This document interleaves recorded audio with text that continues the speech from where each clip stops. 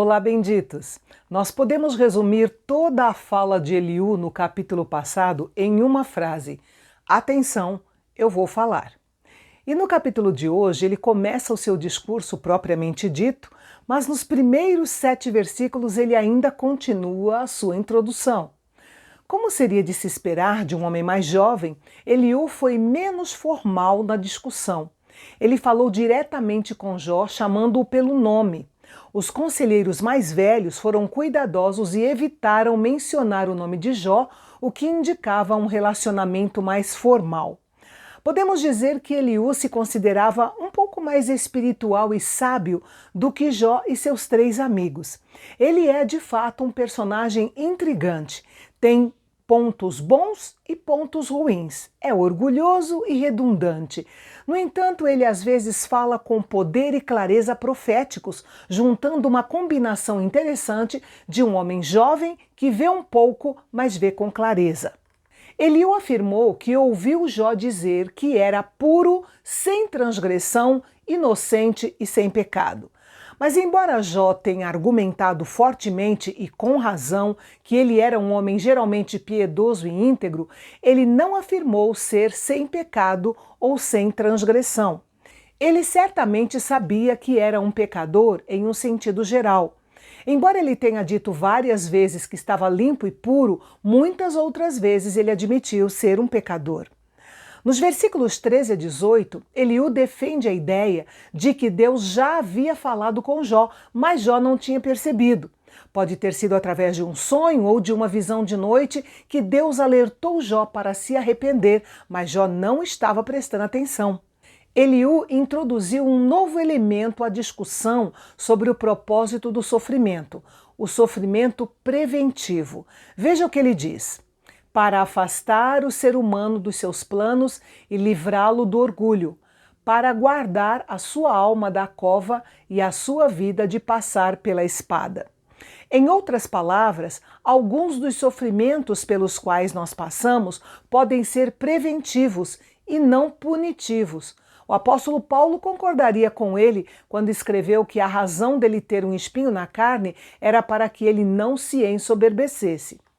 Os sofrimentos muitas vezes levam o pecador de volta àquele que é o único que pode salvá-lo. Eles são os cães de guarda do grande pastor, com os quais ele traz de volta as ovelhas errantes para que elas se submetam novamente ao seu cajado e ele então possa conduzi-las aos pastos verdejantes. Por meio do sofrimento preventivo, Deus está lidando com os homens para uma questão mais elevada. Nesse sentido, o sofrimento é didático.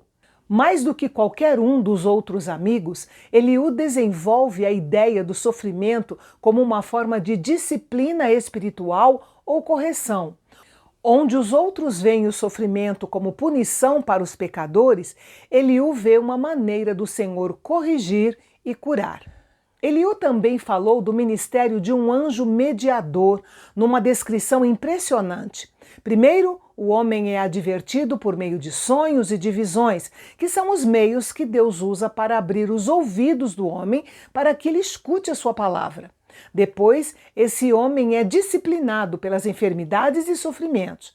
E então, quando ele está se aproximando da morte e os mensageiros da morte estão prontos para levá-lo, um mensageiro especial, um anjo intercessor, se apresenta de repente e defende a sua causa.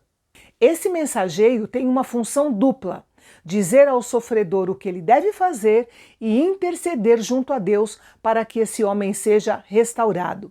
Mas Eliú não considera esse anjo apenas como um mediador entre Deus e os homens, mas também como um provedor do resgate para os pecadores. Era aquele mediador celestial que Jó havia pedido ao longo dos seus discursos, lembra? Jó queria um árbitro que promovesse uma reunião entre ele e Deus para julgamento, uma testemunha celestial que defendesse sua causa diante de Deus e um redentor que o justificasse mesmo depois da sua morte. O ministério desse anjo é um ato decorrente da graça de Deus. O apóstolo Paulo fez uma descrição muito parecida quando escreveu: porque há um só Deus e um só mediador entre Deus e a humanidade, Cristo Jesus, homem que deu a si mesmo em resgate por todos, testemunho que se deve dar em tempos oportunos. O versículo 24 diz: encontrei um resgate. Este resgate é uma criação da sabedoria divina. Não teria ocorrido a nenhuma outra mente, exceto a mente do próprio Deus, salvar os pecadores pelo sacrifício substitutivo de Cristo. A novidade mais surpreendente debaixo do céu é a velha história da cruz de Cristo. Enfim, neste capítulo encontramos uma descrição poderosa e bela de como Deus fala ao homem e o que ele faz na vida do homem ou mulher que se converte a ele. Note que Eliú também exibe um dom surpreendente para a profecia, e esta é uma das razões pelas quais não podemos descartá-lo do livro de Jó. Nos versículos 29 a 33, Eliú queria que Jó entendesse que Deus estava de fato sendo muito paciente com ele.